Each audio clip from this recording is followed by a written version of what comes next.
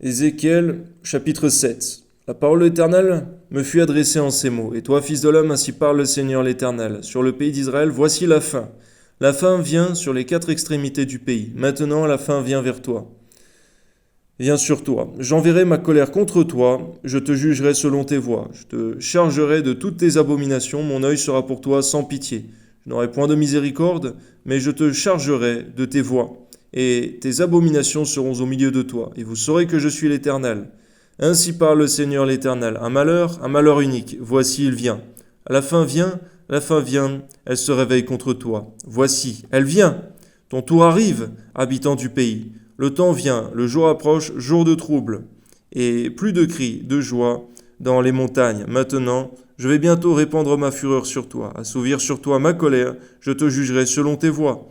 Je te chargerai de toutes tes abominations, mon œil sera sans pitié, je n'aurai point de miséricorde, je te chargerai de tes voies.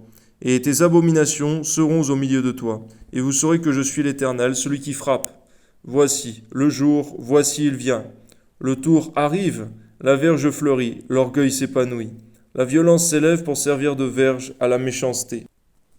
Plus rien d'eux, de leur foule bruyante, de leur multitude.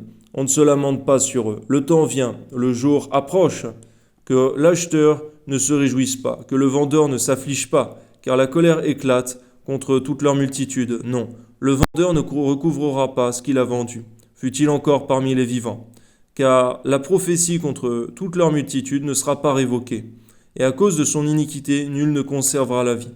On sonne de la trompette, tout est prêt, mais personne ne marche au combat, car ma fureur éclate contre toute leur multitude. L'épée au dehors, la peste et la famine au dedans. Celui qui est au champ mourra par l'épée, celui qui est dans la ville sera dévoré par la famine et par la peste. Leurs fuyards s'échappent, ils sont sur les montagnes comme les colombes des vallées, tout gémissant, chacun sur son iniquité. Toutes les mains sont affaiblies, tous les genoux se fondent en eau. Ils se saignent de sacs et la terreur les enveloppe. Tous les visages sont confus, toutes les têtes sont rasées. Ils jetteront leur argent dans les rues et leur or sera pour eux un objet d'horreur.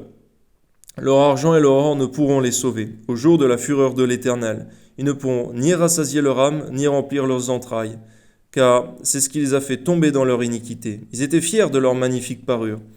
Ils en ont fabriqué les images de leurs abominations, de leurs idoles. C'est pourquoi je la rendrai pour eux un objet d'horreur. Je la donnerai en pillage aux mains des étrangers, et comme un butin aux impies de la terre, afin qu'ils la profanent.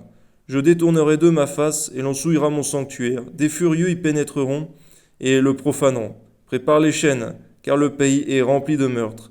La ville est pleine de violence. Je ferai venir les plus méchants des peuples, pour qu'ils s'emparent de leurs maisons. Je mettrai fin à l'orgueil des puissants, et leurs sanctuaires seront profanés. La ruine vient. Ils cherchent le salut et point de salut. Il arrive malheur sur malheur. Un bruit succède à un bruit, et demande des visions aux prophètes. Les sacrificateurs ne connaissent plus la loi, les anciens n'ont plus de conseil. Le roi se désole, le prince s'épouvante. Les mains du peuple, du pays, sont tremblantes. Je les traiterai selon leur voie, je les jugerai comme ils le méritent, et ils sauront que je suis l'Éternel. Amen.